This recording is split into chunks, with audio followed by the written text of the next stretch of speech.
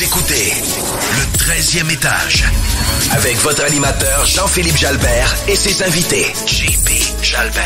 Chaque semaine, on reçoit des entrepreneurs qui viennent nous parler de leur parcours et échanger sur des sujets qui les concernent. Le 13e étage, le podcast incontournable sur l'entrepreneuriat, la finance et l'immobilier au Québec. Le 13e étage, on va parler des vraies affaires. 13e étage. Bonjour, bienvenue au nouveau podcast Le 13e étage. Avant de commencer avec notre invité puis mon co-animateur, je voulais vous parler de c'est quoi le podcast Le 13e étage. Le 13e étage, ça va être un podcast qui va parler d'entrepreneuriat, de finances et d'immobilier. À chaque semaine, on va recevoir des invités qui viennent nous parler de leur parcours et de tout leur accomplissement, mais aussi de leurs difficultés et de leur succès. Donc, ça va être basé sur l'humain. On va parler de différentes choses et des différents sujets qui les interpellent. Avant de parler à notre invité, j'ai la chance de co-animer aujourd'hui avec François Lamarche. Comment ça va, François? Hey, salut JP, ça va très bien. Je voulais te féliciter premièrement pour tous les efforts que tu as mis dans l'accomplissement de ce projet-là, les heures et les heures. En tout cas, premier épisode, je suis très heureux de partager avec toi aujourd'hui. François, pour les gens qui te connaissent, tout d'abord, merci. François, pour les gens qui te connaissent pas, parle-nous un petit peu, c'est qui François Lamarche? François Lamarche, à la base, c'est un entrepreneur. Donc, j'ai 2 chapeaux d'entrepreneur. Je suis courtier hypothécaire chez la firme Multiprêt et je suis aussi propriétaire d'une entreprise de distribution dans le monde du power sports. Donc, 2 mondes complètement différents, mais éclater les deux, là. Excellent, merci beaucoup. Fait qu'aujourd'hui, François, on va parler de différents sujets, dont le prêt privé. Donc, c'est un sujet quand même qui te concerne aussi dans ta business. Puis, on va parler un peu comment ça fonctionne, un vrai bon prêteur privé. Puis, pour parler de ça aujourd'hui, on a la chance d'avoir Michel Labarre, un prêteur privé depuis plusieurs années qui va être avec nous autres. Comment ça va, Michel? Ça va super bien. Je suis content d'être avec vous autres. J'aime la finance, j'aime l'immobilier, puis j'aime dire les belles affaires. Entrepreneur aussi, hein? Je suis entrepreneur. Ah, exact. Michel, tu es fondateur et gestionnaire principal de Imo Finance 911. Donc, parle-nous un peu de ton parcours, puis c'est quoi Imo Finance 911? Mon parcours commence... il y a un bon moment que dès que j'ai mis les pieds à l'université, j'ai eu envie de devenir entrepreneur. Fait que j'ai fait mon parcours d'ingénieur. J'ai travaillé un petit peu comme ingénieur après. J'ai fait mon MBA, puis dès la minute que j'ai eu mon MBA, j'ai acheté ma première entreprise. Ma première entreprise, quand t'es pas né dans une famille super riche, t'achètes quelque chose de pas gros, puis c'est ce que j'ai fait. Une petite entreprise en difficulté financière, que j'ai réussi à faire un petit peu d'argent. Et graduellement, j'ai acheté comme ça des entreprises que j'ai achetées, j'ai revendues. C'est de même que j'ai accumulé mon patrimoine, mon cash pour être capable de faire du prêt privé. Excellent. Puis ça existe depuis combien de temps, Imo Finance 911?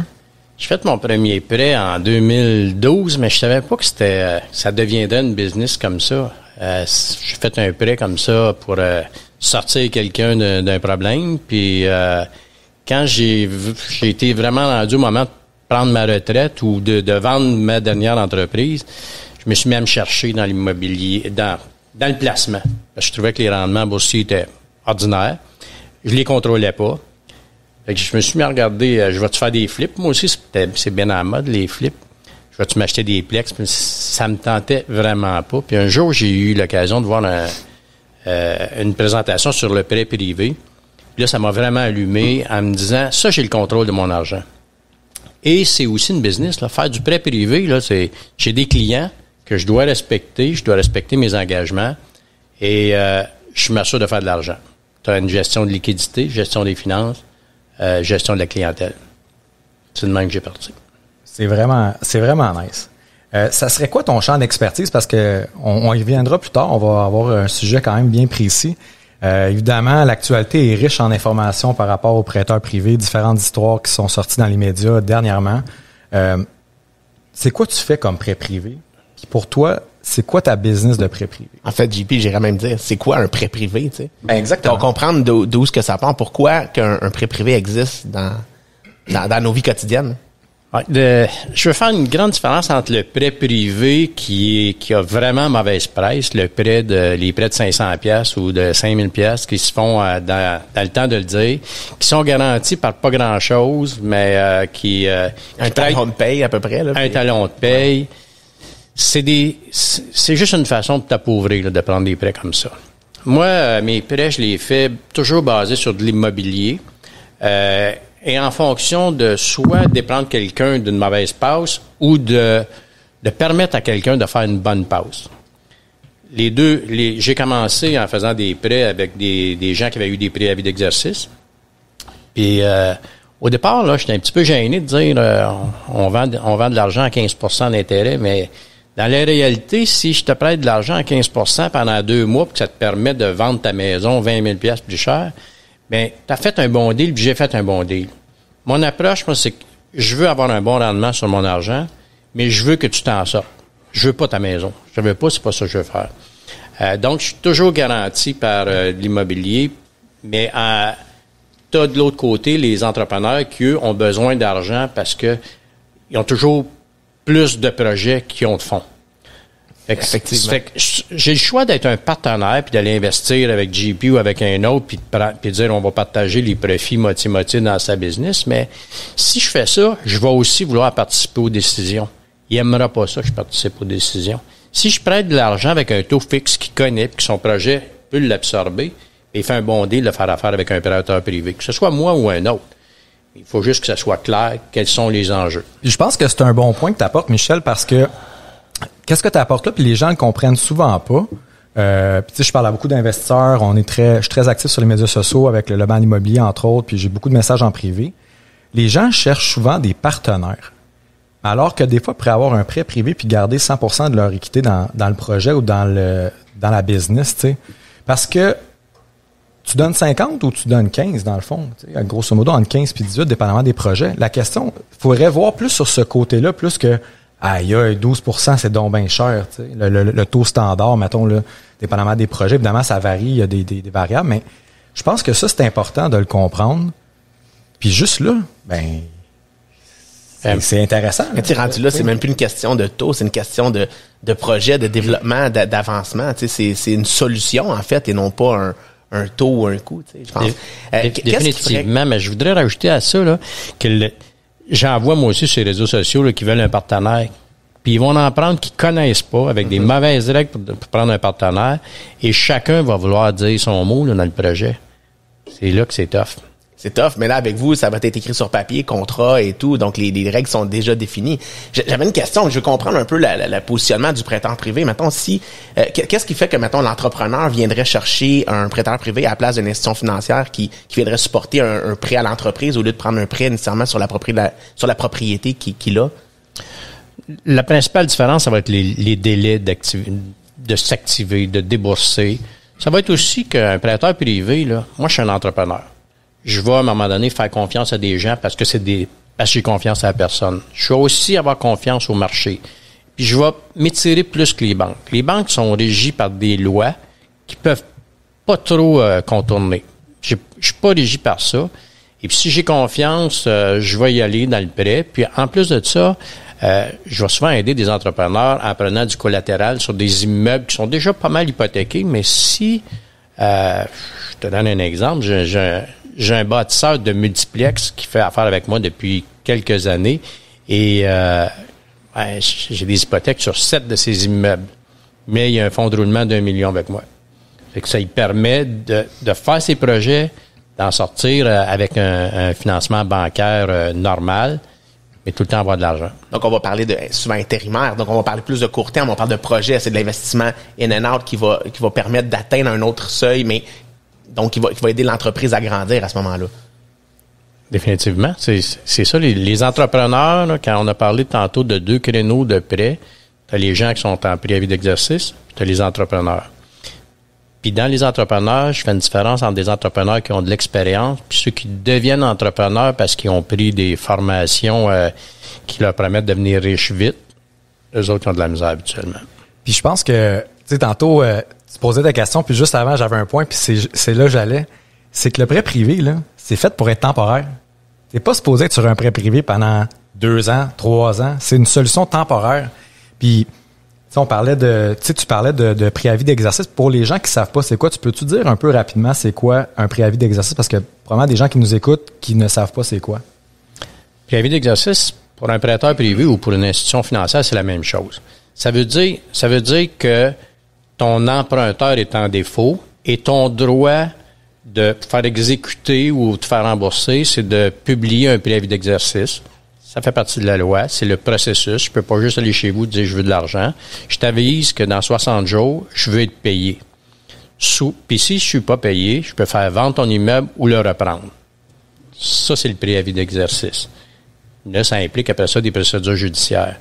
Je me suis jamais rendu aux procédures judiciaires. J'ai publié dans mon expérience une fois un préavis d'exercice. J'essaie de trouver une solution avec les gens en place. Puis je vais aller un peu plus loin dans ma question aussi. Tu sais, on regarde la situation actuelle, la pandémie, on est en plein milieu peut-être en espérant en fait d'une crise, mais il y a eu des évolutions dans le marché dans la dernière année. Les emprunteurs, les ménages se sont rendettés. Est-ce qu'un prêteur privé pourrait à ce moment-là venir aider une situation familiale défavorable, même si on n'est pas en préavis d'exercice? Quelle serait la modalité, délai? Tu sais, c'est-tu une solution à ce moment-là? Définitivement qu'il y a une solution. Mes premiers prêts ont été faits à des gens qui étaient en difficulté financière.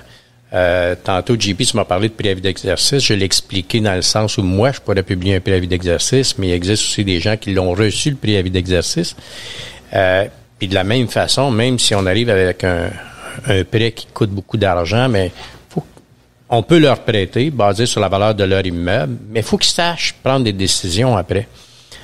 Puis au moment où je vais faire une proposition, je vais leur expliquer qu'il y a des décisions à prendre. J'en vois trop, moi, que avec toutes les dettes qu'ils ont, ça leur coûte 4 000 $ par mois pour juste boucler, quand ils devraient probablement vendre leur maison puis se prendre un loyer à 2 500, qui est cher, mais qui va être moins payé. Il faut des décisions à prendre, puis ça, c'est pas moi qui peux les prendre. La décision pourrait être travaillée aussi en partenariat avec un courtier hypothécaire. Moi, je travaille prêcher un peu pour mon métier, mais je pense qu'on peut travailler en partenariat avec un prêteur privé puis amener à trouver une solution temporaire. Après ça, ramener le client vers un autre type de prêt et d'aller chercher quand même un assainissement. Puis je pense que c'est important de le répéter, là. Temporaire. Oui. C'est pas une solution qui est permanente. Tu sais, souvent, on voit des prêts qui durent, puis là, les méchants requins de prêts privés, de prêteurs privés, c'est peut-être que la stratégie était pas bonne initialement, tu sais. Puis ça, puis le show, c'est un peu ça. On va parler des vraies affaires. Je vois Michel sourire, là. On parle de vraies affaires. D'après moi, il en a vécu des délais, lui, à un moment donné, où il était pas super content. Le show, là, puis tu sais, pour revenir un peu, le show, c'est pas du pelletage de nuages. On va parler des vraies affaires. Tu sais, faut dire les vraies affaires, puis faut mettre en perspective qu'est-ce qu'on voit aussi, puis que les gens saisissent mal. Michel, je vais revenir sur quelque chose que tu parlais par rapport à ça. Tu sais, les prêteurs privés ont souvent mauvaise presse. On les voit souvent comme des requins, des méchants.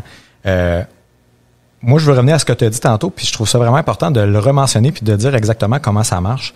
Tu as dit, j'en ai quasiment publié 1 ou 2 avis de... Des préavis d'exercice. Ça fait combien de temps que tu fais ça, Michel? Ça fait 5 ans que je le fais à temps plein.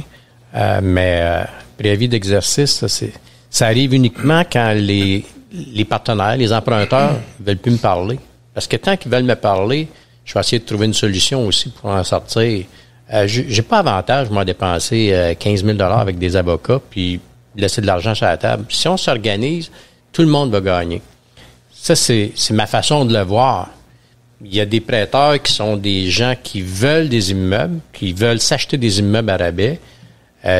C'est difficile à détecter d'avance, par exemple, c'est qui ces emprunteurs-là, ces prêteurs-là. Les pires que j'ai vus, il y en a qui vont prêter sachant qu'ils vont le faire, mais il y en a d'autres qui manigancent. Puis le plus mauvais exemple ou le meilleur exemple de prêteur véreux, à mon avis, c'est le prêteur qui promet des déboursés graduels puis qui les fait pas au moment où il a prévu les faire. Fait que c'est sûr que l'emprunteur a signé tout ce qu'il fallait. Il a mis sa maison en garantie, il a mis l'immeuble en garantie, il a mis d'autres immeubles en garantie. Puis là, au moment où le déboursé doit arriver, il n'y a pas de déboursé. Puis là, tu sais pas qui a raison. Là, moi, je suis pas dans le dossier, mais ça fait plusieurs fois d'ailleurs que je me fais demander, tu peux-tu prendre la place de tel ou tel prêteur parce qu'on n'en peut plus, ils vont nous saigner. Parce qu'un prêteur privé, ça charge les intérêts à partir du début, même s'il n'y a pas déboursé. Ça fait que si tu as prévu débourser un 250, 300 000 et que tu charges des intérêts dessus, mais que tu le débourses pas, toi, JP, là, rendu au milieu de la construction, tu n'as pas d'argent que tu as besoin, tu as un problème, hein? Et là, tu as déjà tout hypothéqué. C'est difficile d'en sortir. Effectivement. Ça amène à la prochaine question, tu sais, puis on voulait vraiment parler de ça. Tu sais, c'est quoi qui distingue dans le fond, toi, Michel, dans ta business, des compétiteurs, dans le fond, des autres prêteurs privés, ça serait quoi que, tu sais, tes choses que tu dis, moi, je fais ça comme ça, puis c'est vraiment différent de ce que j'entends ou ce que je vois des fois dans des... Parce que je veux pas vous côtoyer souvent dans certains dossiers, puis les prêteurs que probablement tu collabores ensemble aussi. La principale différence, je pense, c'est l'état d'esprit du prêteur. Là. C'est vraiment difficile. Moi aussi, je vois des prêteurs sur les réseaux sociaux. Je suis pas automatiquement capable de dire qu'ils vont pas faire une bonne job. Je peux le dire parce que des courtiers ou des clients sont venus me voir en disant « débarrasse-moi de lui ». Puis les mêmes noms reviennent souvent, mais c'est très difficile à identifier, à part que probablement demander par des endroits comme le banc de l'immobilier, avez-vous des expériences avec tel ou tel priveur, tel ou tel prêteur, venez me parler en privé, puis savoir à quoi s'attendre. Il y a des gens dans la vie, puis je me rappelle comme entrepreneur, j'ai fait affaire avec beaucoup de clients, puis j'ai été dans le marché de la construction. Je me rappelle une couple de clients qui me disaient, mon meilleur ami, moi je me situe tous les jours, là, c'est mon portefeuille. Ces gens-là, ils n'auront pas de pardon pour rien. Tout ce qu'ils veulent, c'est s'enrichir sur ton dos. C'est une question de philosophie. Ce qui n'est pas le cas dans ce que tu nous présentes. C'est une business, évidemment. Tu es là pour le money à la fin de la journée, mais ça reste que c'est pas usurier, là, on s'entend. C'est ça. C'est le thinking en arrière. Je peux pas t'en dire plus que ça. Puis souvent, on voit des différentes firmes ou différentes grandes entreprises qui font du prêt, qui demandent des fonds. Comment ça fonctionne, toi? Est-ce que c'est toi qui prêtes l'argent? Il y a une distinction entre ce qu'on dit un prêteur privé. Pour moi, un vrai prêteur privé, c'est quelqu'un qui met son argent au bat. Moi, mon argent est dans... fonds personnels. Là. Mes fonds personnels sont dans tous les projets. J'ai des partenaires qui viennent se greffer à moi, mais n'importe quel projet, c'est moi qui l'accepte en disant « Je suis capable de le faire et j'ai le goût de le faire. » Si toi, tu as envie de faire un meilleur rendement, puis tu viens te coller à moi, tu viens te coller à moi, mais les décisions, c'est moi qui les prends, puis j'assume mon risque. Puis pour mes partenaires, c'est très rassurant. Mais ça fait aussi que quand quelqu'un me demande un financement, je l'analyse comme fois en me disant c'est mieux d'avoir un bon plan de sortie. Juste un plan d'entrée, là, tous les entrepreneurs, ils veulent.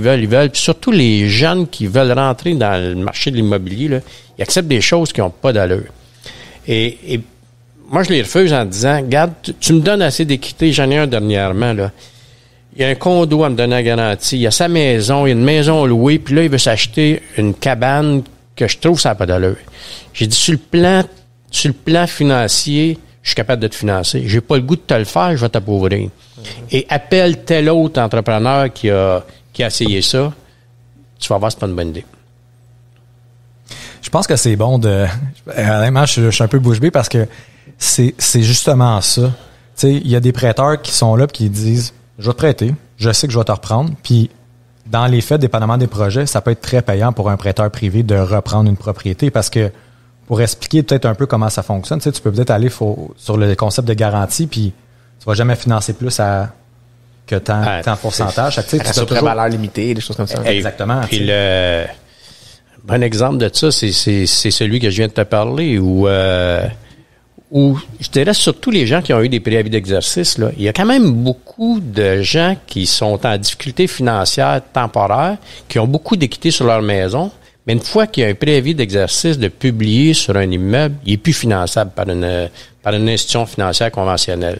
Donc, le prêteur privé arrive comme un sauveur, mais c'est pas rare d'avoir un 50% d'équité sur un immeuble. 50% d'équité sur un immeuble, si tu es véreux un peu, tu as envie qu'il se plante, puis de ramasser la maison, puis la revendre avec profit. Mais je le sens pas comme ça avec toi, Michel, depuis la discussion qu'on a depuis l'entrée en matière tantôt. Tu sais, on parle de négatif, on parle de sûrement plusieurs prêts derrière la cravate. Est-ce qu'il y a des belles histoires à nous conter, par exemple, que ça a pu servir de levier, d'amener à un autre niveau l'entreprise ou la personne que vous avez financé, en fait? Oui, même dans des gens qui ont eu des préavis d'exercice que je leur parle régulièrement. Je suis pas un coach de finance, là. Je comprends bien la finance, mais c'est pas moi qui va leur dire comment gérer leur finance. Sauf que je leur parle souvent à dire, je pense que ta situation s'améliore pas. Essaye de t'en sortir. Donc, tu as le choix, vends ta maison avant que quelqu'un te la prenne. Et c'est arrivé à quelques reprises que les gens ont fait l'action, puis ont vendu leur maison, puis étaient super contents. J'en ai d'autres à l'opposé qui m'ont dit, je vais te prouver, je suis capable. Ouais, mais JP, je suis pas ton père, moi, ça me dérange pas que tu vendes ta maison. Ça me dérange pas en tout. C'était pas JP, là. Faites-vous-en pas. Mais C'est bon petit gars, moi. des bons coups, j'en ai plutôt avec des entrepreneurs, des gens que, sans le prêt privé, ils sont pas capables de faire le deal. J'en ai un dernièrement. Il a acheté un immeuble 550 000 à Montréal. Il savait que ça avait une meilleure valeur. Les gens étaient contents, ceux qui l'ont vendu. 40 jours plus tard, il l'a sorti à 750 000. Il a mis 0 cash dedans, le gars, là. C'est un bon rendement pour lui. Puis moi, je suis super content. Tout le monde est content, win-win.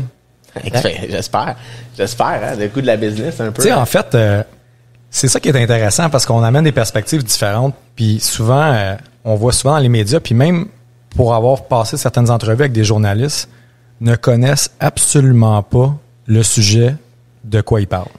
C'est incroyable. On va ratisser, là, du monde C'est professionnel incroyable. dans le milieu de l'immobilier ne connaissent pas de quoi que Michel parle. Fait qu'on s'entend que y a pas beaucoup de monde qui sont au fait, là. On a besoin d'éduquer, puis je pense que ce qu'on est en train de faire là, c'est un beau pas, là.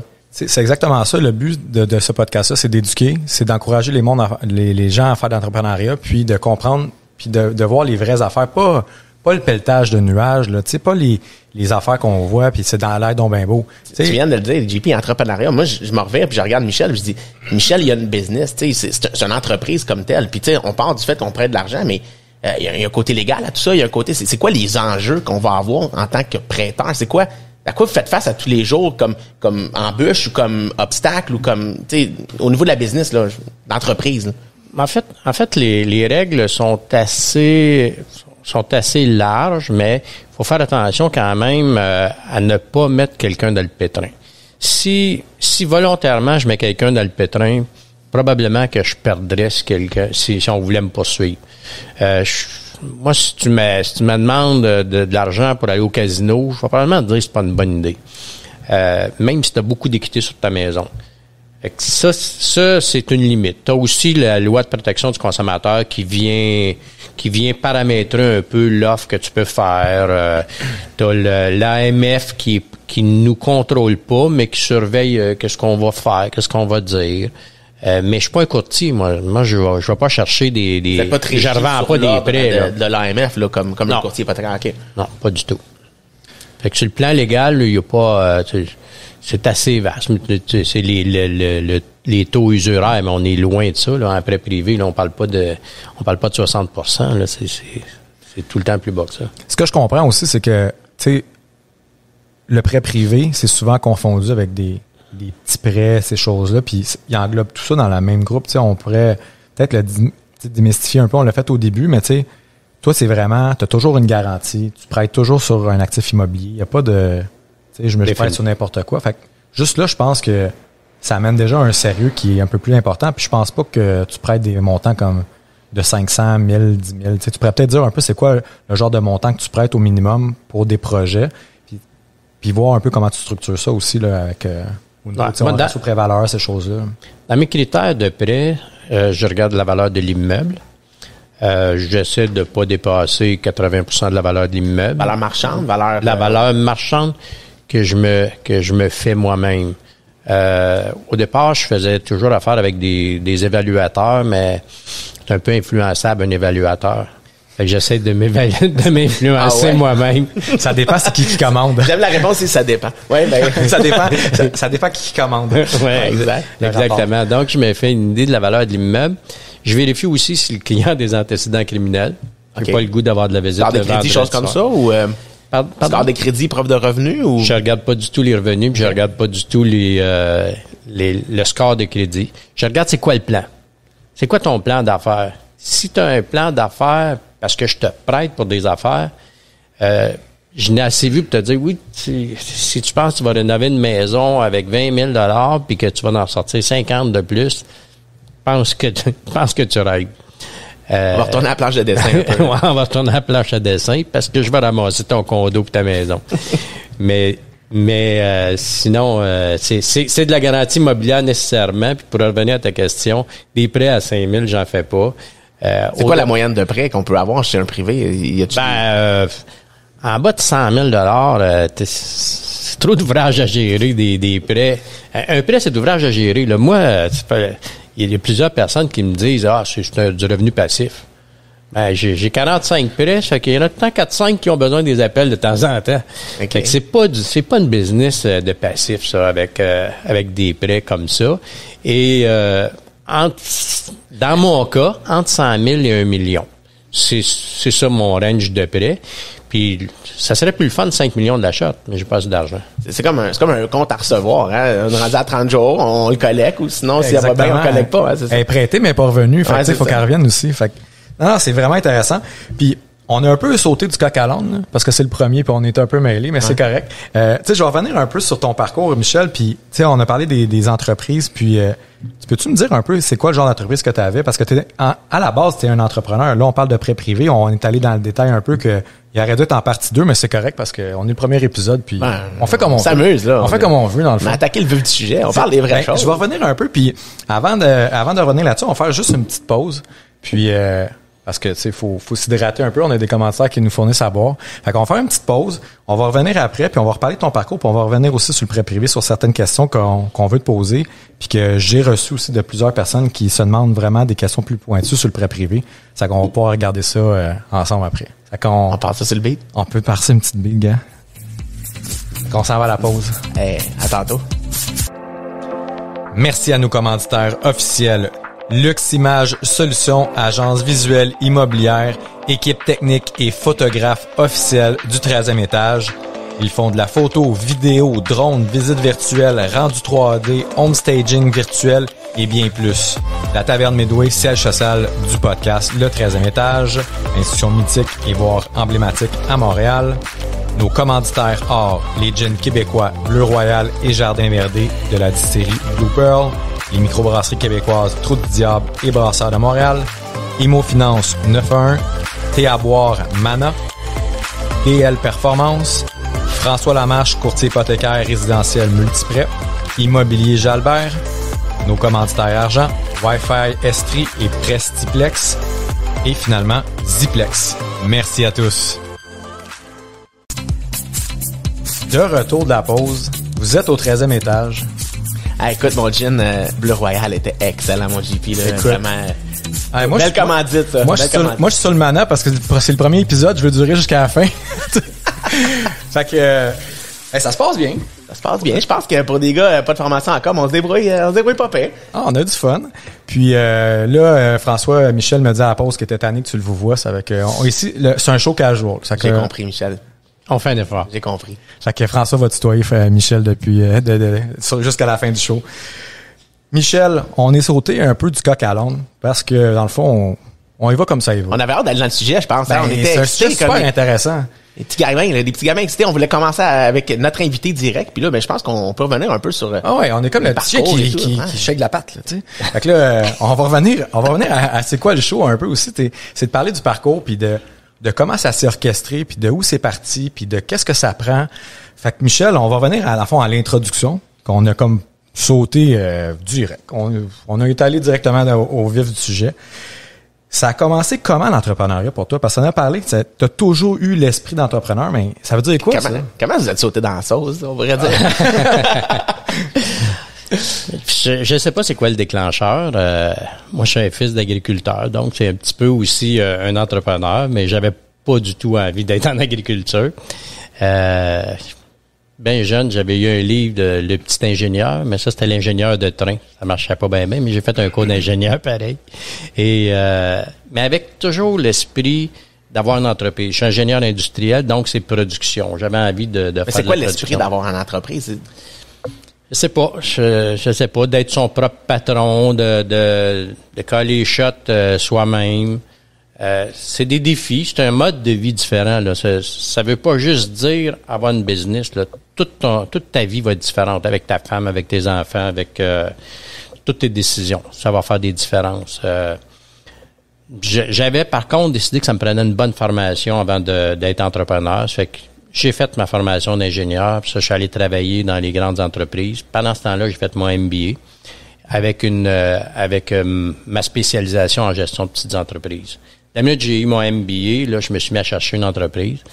J'avais pas beaucoup de fonds. J'ai acheté une compagnie qui était en difficulté financière, fabriquait des sauces à poutine, puis des bases de soupe. Donc, c'est dans l'alimentation. Pour moi, que ce soit de la sauce à poutine ou que tu fasses du recouvrement d'aluminium, là, t'as des opérations, puis tu dois avoir des marges de profit. Mais ma formation m'a aidé tout le temps. L'entreprise allait mal, je l'ai ramenée rentable, j'ai vendu des actifs. J'ai revendu l'entreprise 2 ans après. J'ai fait de l'argent. Après ça, j'ai acheté une compagnie de portes de garage. Une compagnie qui faisait de la vente et installation de portes de garage. C'est assez différent comme domaine. Fait que Un autre monde complet. Là. quand je suis arrivé pour me faire financer, c'était en 1988. Les taux d'intérêt étaient à 15 %. Les petits gars qui arrivaient des sauces à poutine, là, ils avaient de la misère à se faire financer. Mais ma formation m'a aidé parce que j'avais un super beau dossier bien présenté avec c'est quoi les enjeux, puis comment va aller ma liquidité dans l'entreprise. C'est pas tout de dire que tu vas faire une bonne marge de profit, mais il faut que tu saches où tu vas manquer d'argent puis où tu vas en avoir besoin. Donc la formation, ça devient primordial. Est-ce que c'est important d'avoir fait un MBA pour être entrepreneur? Ça prend une base? MBA, non, là. Mais je dirais que ce qui est super important, c'est de bien comprendre tes états financiers. J'ai eu l'occasion j'ai eu la compagnie de portes de garage que j'ai revendue au bout de 10 ans. Après ça, j'ai fait un petit peu de consultation parce que je m'en cherchais une autre entreprise à acheter, mais je voulais prendre un break. Puis j'ai vu tellement d'entrepreneurs qui comprenaient pas les états financiers ou des gens qui brassaient 5 millions, 10 millions de chiffre d'affaires puis qui arrivaient avec des profits de 75 000 à la fin de l'année, là. Ça n'a même pas d'allure d'avoir une entreprise comme ça. Puis, ou bien qui pensaient qu'ils faisaient des profits, mais ils avaient juste gonflé l'inventaire. Il faut que les gens comprennent les états financiers. Dans mes clients, dans le prêt privé, ceux qui réussissent mal, c'est ceux qui n'ont pas de tenue de livre. La comptabilité, la finance et la comptabilité, c'est un peu différent, mais ça commence par la comptabilité. Si tu tiens pas tes livres à jour, si tu sais pas qu'est-ce que tu dépenses et où tu t'en vas, c'est sûr que tu vas te planter. Puis mes clients dans le prêt privé qui vont mal, c'est ça qu'ils font. Ils partent sur un trip de projet, puis là, ils dépensent. Pour se rendre compte au bout de 3 flips qu'ils sont en train de encore payer la première maison. Je parle des autres, là, mais mon premier prêt privé, là, il vient du fait que j'ai fait un flip qui virait en flop. C'est un triplex qu'on a converti en condo individu. Puis à ce moment-là, je suis devenu partenaire participatif, puis je parlais trop. Donc, avec mon vécu, j'avais pas besoin des mêmes finitions. Je voulais avoir des plus beaux matériaux dans tout l'immeuble. Fait que je me suis ramassé avec un immeuble invendable à la fin. Fait que je l'ai financé pour être capable de le vendre. C'est quand même incroyable. Puis honnêtement, je trouve ça cool que tu parles de ça, Michel, parce que ça fait preuve d'humilité. Puis l'entrepreneuriat, c'est un peu ça, dans le fond. Il y a jamais personne qui part en business puis que ça va donc bien, puis c'est donc bien beau, puis il y a pas d'épreuves. Puis ça m'amène à la prochaine question. Tu sais, c'est quoi les enjeux que tu as vécu dans ta carrière d'entrepreneur? Tu sais, c'est quoi les plus grands enjeux que tu as vécu ou que tu vis peut-être encore dans ta business, dans ta carrière? Dans les enjeux, je dirais, puis ça, c'est personnel à moi. Ma personnalité fait que je suis un bon opérateur, mais je suis pas un bon développeur. Je force pas beaucoup vers le développement, mais je connais super bien mes états financiers. Je maîtrise la finance, je maîtrise mes opérations. Fait que ça, c'est un enjeu quand tu veux prendre de la croissance. Moi, j'aurais aimé ça, faire comme Alain Bouchard ou Jean Coutu, puis aller... j'ai eu une entreprise en porte de garage, puis après ça, j'en ai eu une en sécurité. J'aurais aimé ça acheter un paquet d'entreprises.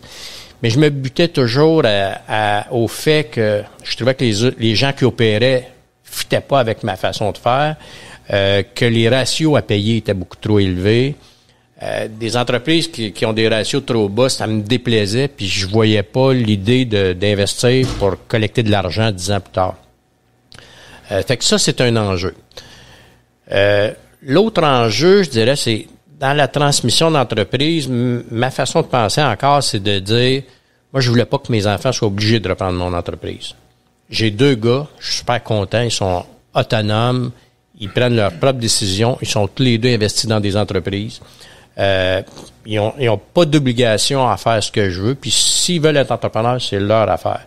Fait que je suis content d'avoir des avoir amenés à être des entrepreneurs, mais c'était pas obligatoire non plus. Ils sont des entrepreneurs, mais correct. Ils ont sûrement un bon exemple quand même pour... Ouais, mais en même temps, il aurait pu ne pas être entrepreneur, puis ça aurait été correct pareil. Je veux qu'ils soient autonomes, qu'ils soient capables de prendre leurs décisions. Fait que ça fait partie des enjeux. Un autre enjeu que j'ai vécu à un moment donné, c'est que quand tu as fait une couple d'entreprises, que tu as bien réussi, tu dis, je manquerai plus jamais mon coup. Fait qu'il est arrivé après avoir vendu ma compagnie de porte de garage, qui est un start-up. Puis c'était la BDC qui faisait des présentations pour investir dans des entreprises, un peu comme Ange Québec le fait maintenant. Fait que j'ai décidé d'investir dans un petit start-up. J'ai mis 100 000 $ là en disant, vous reviendrez me voir dans un an. Si ça n'a pas marché, je reprends votre business. En me disant, c'est sûr, ça va marcher, puis je vais ramasser ou on va en faire une grosse business. C'était vraiment une mauvaise idée. Fait que je suis tout le temps proche de mes investissements. Puis c'est peut-être ça qui fait que j'avais plus le goût d'investir à la bourse parce que j'ai aucun contrôle là-dessus. Prêteur privé, si j'ai mal évalué l'immeuble, c'est mon problème. Là. C'est moi qui ai mal collé à la shot. Fait que je fais attention à mes décisions et je pense pas que je me prends pour un king quand je passe en quelque part. Non, puis je pense que c'est bon que tu apportes ça parce que c'est plus facile de prêter l'argent des autres aussi. Tu sais, quand c'est ton argent, t'as le cœur sur le signe de pièce, là. C'est un peu différent aussi, là, tu sais, sur le modèle d'affaires. Tu sais, on parlait tantôt de qu'est-ce qui distingue. Je pense que c'est un gros point. Il y a beaucoup de prêteurs qui prêtent pas leur argent. Ça fait une bonne différence, définitivement. C'est pas la même game, là. Puis l'autre élément dans l'entrepreneuriat, ça dépend de ton âge aussi. Moi, investir dans du multiplex qui sur 20 ans va me créer une fortune, je suis plus là. Fait que c'est différent. Du prêt privé, c'est 1 an, that's it, c'est fini. Comme tu l'as dit tout à l'heure, c'est du court terme. Fait que pour moi, les valeurs peuvent pas changer beaucoup dans l'espace de 6 mois. Tu parlais des durées. Normalement, ça va. Si tu enlèves les gens qui sont en préavis d'exercice, ça va durer 6 mois, 7 mois, quelque chose comme ça. Quelqu'un qui voudrait devenir un prêteur privé demain matin, fait quoi? Moi, je dirais accroche-toi à quelqu'un qui sait en faire parce que il y a tellement de petites craques dans lesquelles tu peux tomber. Puis je suis pas infaillible, mais je n'ai vu pas mal. Ça fait que j'essaie de me pader sur tous les côtés. Puis ce qui pourrait donner mauvaise presse aux prêteurs privés, c'est aussi toutes les conditions qu'on va mettre dans des contrats. Mais il faut pas oublier que moi, si je mets des conditions bien sévères dans mon contrat, c'est aussi pour faire réfléchir la personne en arrière, l'emprunteur, dire, regarde, t'es-tu vraiment sûr que tu vas passer à travers? T'as-tu le goût de te mettre le doigt sur la bûche? Si tu te mets le doigt sur la bûche, ben, peut-être je suis capable moi aussi, mais ça peut donner mauvaise presse, mais c'est là aussi pour faire penser à l'emprunteur. Puis, j'ai 2 questions qui me viennent en tête, puis je trouve ça vraiment important de le mentionner, tu sais. Tu parlais tantôt de plusieurs prêts qui roulent. J'avais une question, puis depuis tantôt, peut-être François il me regarde aussi, je pense qu'il veut la poser. Tu as fait combien de prêts depuis que tu es prêteur privé? Parce que c'est quand même important de le dire. On parlait tantôt des préavis. Tu sais, sur combien de prêts tu as fait, puis dans le fond, ça a toujours bien été?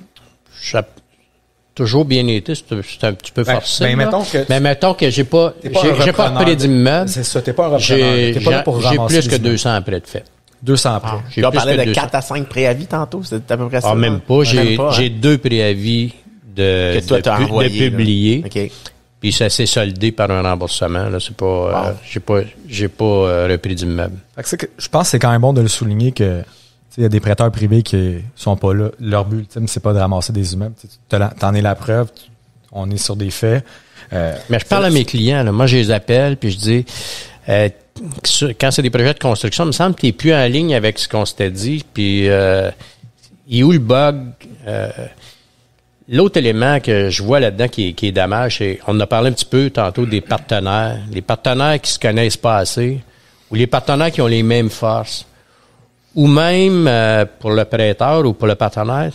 Moi, je prête de l'argent à Christian, puis Christian il tombe malade. Il a besoin d'avoir beaucoup d'équité dans l'immeuble parce que la maladie, je la contrôle pas, lui non plus. Mais il y en a qui sont pas faits pour être entrepreneurs non plus puis qui ont de la misère à gérer le stress qui vient avec. Puis si tu n'es pas capable de gérer ton stress puis que tu deviens émotionnel, les décisions ne seront pas les meilleures. Puis je vais revenir tantôt sur ce que tu disais, tu sais, la question François qui était très bonne, tu sais, quelqu'un qui veut devenir prêteur privé. Je pense que ce qui est important de comprendre, c'est que des prêteurs privés que je vais dire qui sont actifs. Pour moi, tu es un prêteur privé actif, tu gères une business. Il pourrait avoir des prêteurs privés qui sont un petit peu plus passifs. Exemple, des gens qui auraient des liquidités. Est-ce qu'ils peuvent aller te voir et dire, moi, Michel, j'ai 100 000. J'aimerais ça le placer avec toi, dans le fond. Il devient co-emprunteur, là, dans les faits, mais c'est comme un... Je le fais à l'occasion. J'ai quelques partenaires. 100 000 c'est vraiment le minimum, là, parce que faire du prêt privé, ça veut dire aussi aller chez le notaire. Ça veut dire aller chez le notaire quand tu prêtes, quand tu ramasses, signer, sortir ton argent. Ça demande de l'activité. Mais oui, j'en ai. Et ce que je pense qui est le meilleur du fait que les gens prêtent avec moi, c'est que moi, j'ai le temps de m'en occuper. Si j'avais commencé à faire du prêt privé, puis mes enfants me le demandent, t'aurais-tu aimé ça faire ça en même temps que tu avais ta compagnie de système de sécurité? Probablement que là, j'aurais dit oui à ce moment-là, mais là, je te dis non, j'aurais pas voulu faire les deux en même temps, parce que si tu as des opérations qui te tiennent super occupé, ben probablement que c'est pas tes appels de suivi que tu vas faire en premier. Puis si tu fais pas tes appels de suivi, tu vas finir par être dans le trouble. Exact. Fait que quelqu'un qui est encore dans sa vie active d'entreprise ou d'employé aurait avantage à le laisser gérer par quelqu'un d'autre en qui il a confiance, puis qui met aussi son argent sur la table. C'est bien juste dit, parce que ça ramène un vieux sujet qu'on a déjà parlé, les gens qui veulent faire de l'immobilier, qui veulent faire de la construction neuve, puis ils veulent le faire, mais avoir leur job, tu sais. T'en as un exemple, t'es sorti là-dedans à temps plein. Tu viens de dire le mot à temps plein, c'est une business. C'est pas quelque chose que tu mets ton argent là, puis un moment donné, elle va revenir, puis tu fais d'autres choses en attendant. Tu sais, est-ce qu'à ce moment-là, tu pourrais avoir un partenaire qui viendrait mettre cet argent-là, puis toi, tu pourrais t'en occuper, lui, il devient comme un partenaire silencieux? Est-ce que tu vas chercher ça des fois pour, mettons, réduire ton risque dans un projet ou? Je le fais jamais pour réduire mon risque. Je le fais pour augmenter mon volume de prêt. OK. Parce que comme c'est une business, ben tu veux pas référer ton client à un autre prêteur privé. Fait que tu essaies de toujours avoir de l'argent.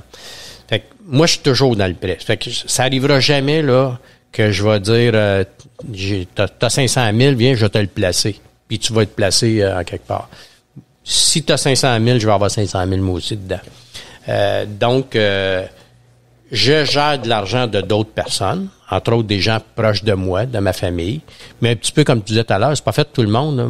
Moi, j'ai de mes sœurs qui ont été à salaire toute leur vie, puis qui ils peuvent pas penser d'être des prêteurs privés, puis qui auraient de l'argent pour le faire. Moi, je le fais, puis ça m'empêche pas de dormir. Mais ça, je pense que ça fait partie d'être entrepreneur. Entrepreneur, quand tu regardes un deal, tu regardes ce que tu vas en faire avec avant de te demander où tu vas te faire ramasser. Oui, toujours un mot qui me revient quand je pense au mot entrepreneur, puis c'est risque. Tu sais, je connais pas aucun entrepreneur qui a parti en affaires sans prendre de risques, sans dire « Hey, ça se peut que ça chie, mais je m'en fous parce que j'y crois à 250 », tu sais. J'ai déjà un partenaire qui m'a dit quand ça va pas bien, là, je m'en reviens d'abord, puis je regarde la personne, il n'y a pas personne qui va faire le chèque à ma place. Tu sais, c'est le risque qui est là, hein. Il y a pas... On met nos shirts quand on fait ça. Là, je pense Michel, il a raison. Il met au complet ses shirts. C'est son argent qu'il prête. C'est pas... Ah, tout à fait. Puis, faut que tu sois prêt à prendre les risques. Ah, puis, tu sais, des risques, les enjeux. Puis là, on va aller dans le positif. Tu as parlé un peu de tes forces puis de comment tu analyses les prêts. J'aimerais ça que tu me parles, dans le fond, de tes plus grandes forces comme entrepreneur puis de tes plus grands succès, soit comme entrepreneur, soit comme personne, que tu dis ça, là, ben ça, c'est mes highlights de ma carrière. De quoi t'es le plus fier? Puis t'es jeune, là, tu sais, t'as 35 ans, fait que, tu sais, il en reste encore pas mal. Ah, j'ai mentionné un petit peu tantôt, là, moi, que mes garçons m'aient vu en affaires et puis qu'ils aient décidé de le faire eux autres mêmes, puis pas qu'ils aient décidé d'être entrepreneur, mais qu'ils soient devenus autonomes sans être obligés de suivre mes traces, ça, c'est un succès.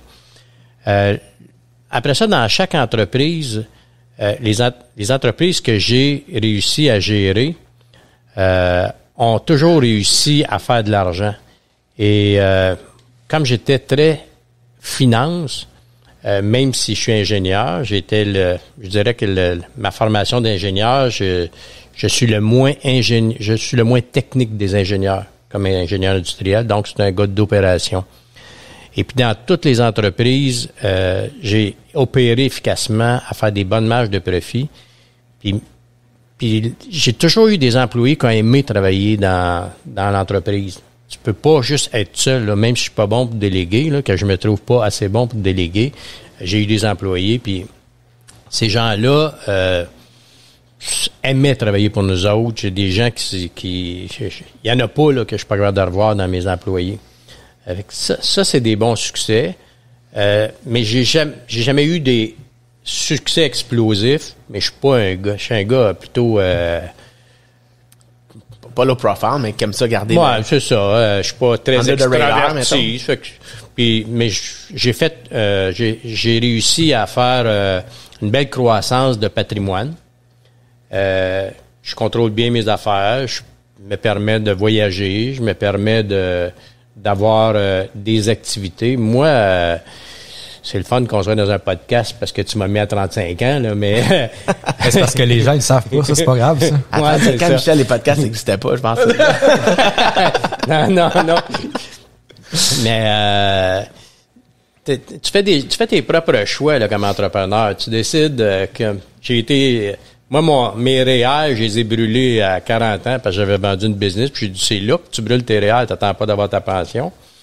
Puis après ça, je n'ai racheté un autre. Là, je m'ennuierais si j'avais pas de business. Ouais. Tu sais, puis tu nous avais mentionné dans le questionnaire la liberté financière.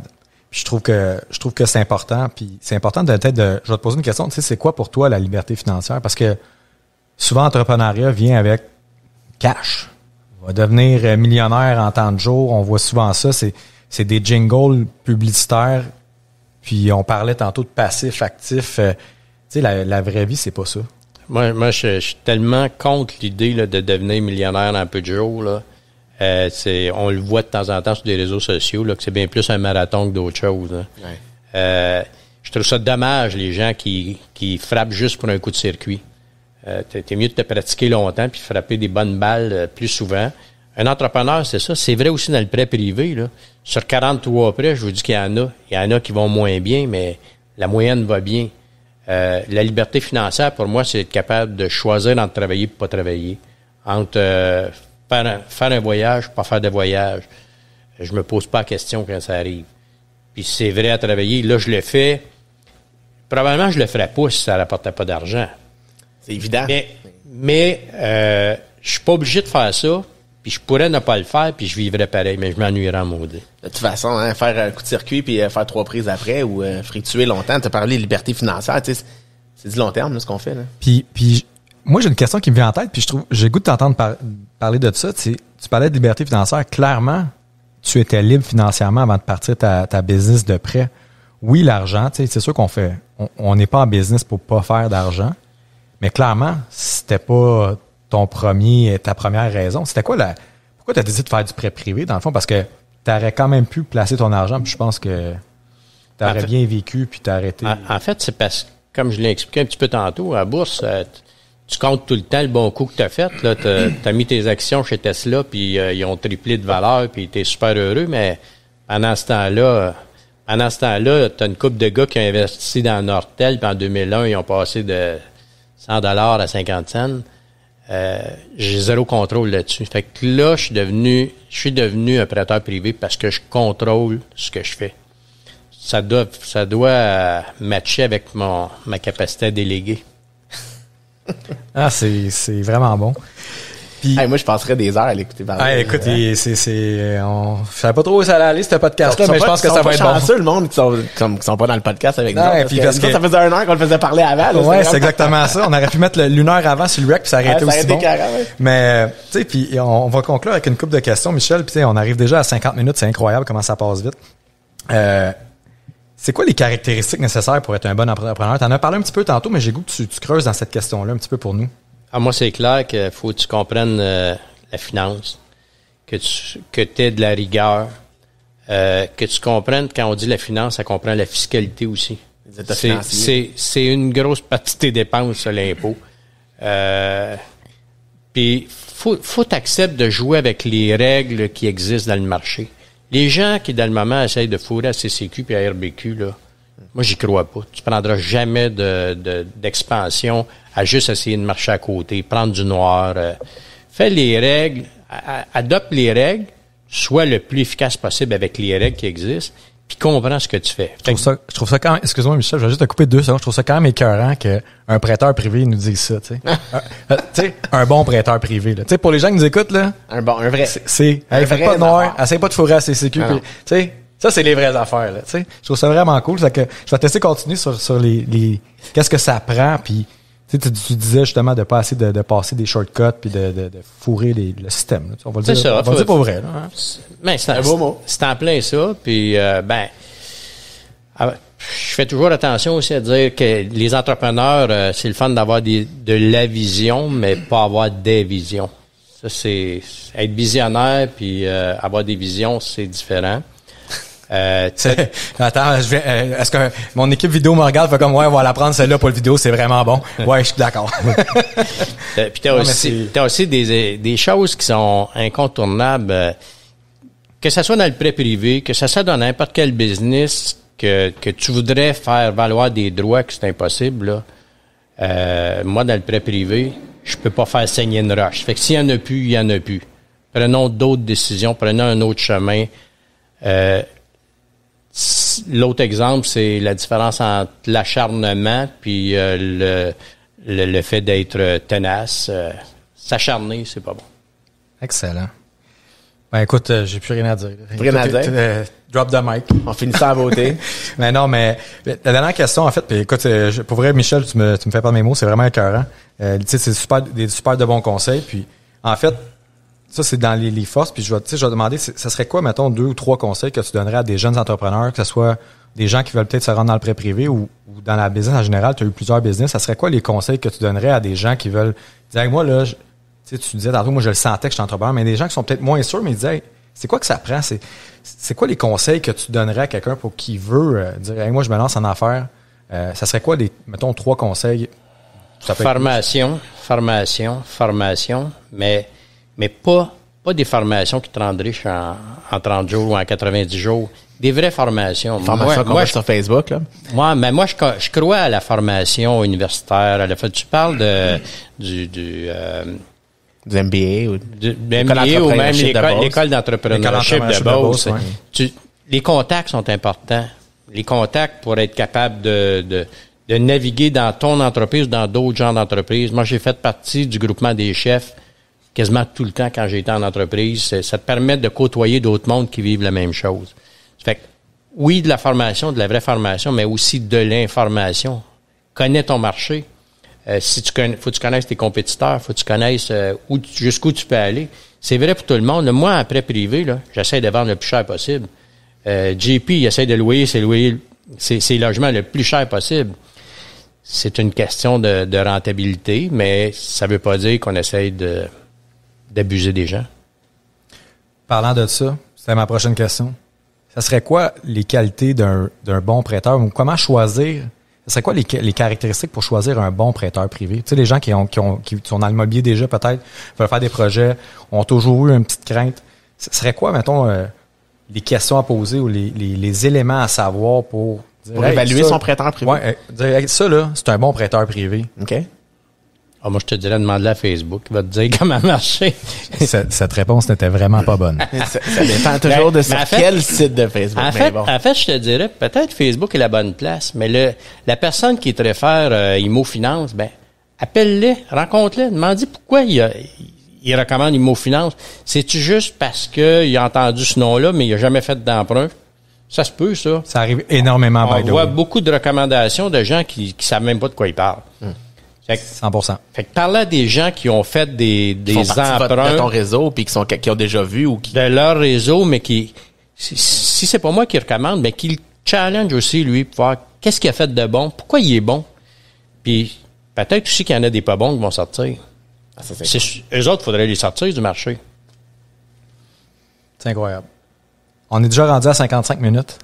Bon, fait que moi, j'ai le droit de la dernière question, une question qui n'a pas rapport parce que c'est moi l'invité spécial aujourd'hui. Ben, vas-y. Michel nous a parlé de voyage 3 fois. Tu t'en vas où la prochaine fois, là, quand il ouvre les barrières?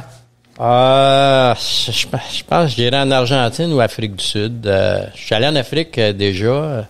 J'ai super aimé ça. L'Afrique du Sud, avant que la guerre prenne là, j'aimerais ça y aller, mais l'Argentine m'attire aussi. Ces choses-là. Ouais. J'ai fait le Pérou, Bolivie, là, mais j'aimerais ça aller un petit peu plus au sud. Moi, je suis complètement fauné, mais je suis allé en Afrique du Sud en 2010 pour la Coupe du Monde, puis je te le recommande. Si t'as des coins à aller voir, le Kruger Park, fauné, c'est le bon mot. Cape Town. Ah, écoute, pour ceux qui me connaissent, j'ai une demi-manche tatouée de photos que j'ai prises en Afrique du Sud. Celui qui regarde le live, là, il pourrait la montrer. Oui, il n'est pas rendu là encore. Hein? Non, c'est ça. J'avais bien aimé le Kenya, Tanzanie. Là, c'est des beaux coins du monde. Des beaux coins du monde. Dommage d'avoir les gens dans la misère comme ça, mais qui ont l'air heureux pareil, en tout cas.